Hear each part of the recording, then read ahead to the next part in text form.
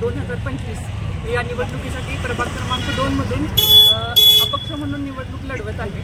सध्या जे आमच्या प्रभागाचे प्रश्न आहेत, झोपडपट्टीच्या पुनर्वसनाचा जो प्रश्न आहे तो अद्यापही निकाली लागलेला नाही आहे।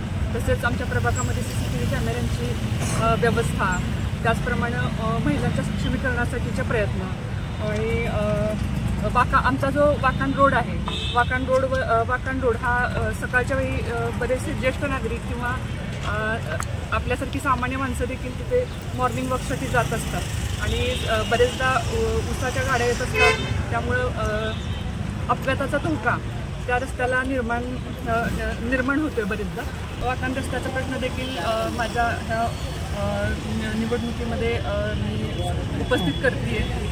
त्याचप्रमाणे आपण बरेचदा बघतो की बऱ्याच विकास कामांच्या निधीबद्दल आपण कागदावरच घोषणा बघतोय, पण त्या अद्यापही प्रत्यक्षात त्याची विकास कामे झालेली आपल्याला दिसत नाही आहेत। तो देखील माझा ह्या निवडणुकीसाठी अजेंडा असेल आणि निवडणुकीच्या तोंडावर आता आपण आपल्या प्रभागामध्ये बरीच कामं चालू केलेली बघत आहोत। ही कामं करत असताना लोकांच्या सुरक्षेचा प्रश्नाचा जो काही विषय आहे तो काळजीपूर्वक हाताळायला दिसत नाही आहे। जसं की खड्डे काढलेले आहेत गटारीचं काम करण्यासाठी वगैरे, पण अंधाराच्या वेळेस एखादी वाहन आलं आणि त्याच्यामध्ये जर अपघात सदृश जर परिस्थिती निर्माण झाली तर याविषयीचा प्रश्न देखील या ठिकाणी मी उपस्थित करत आहे।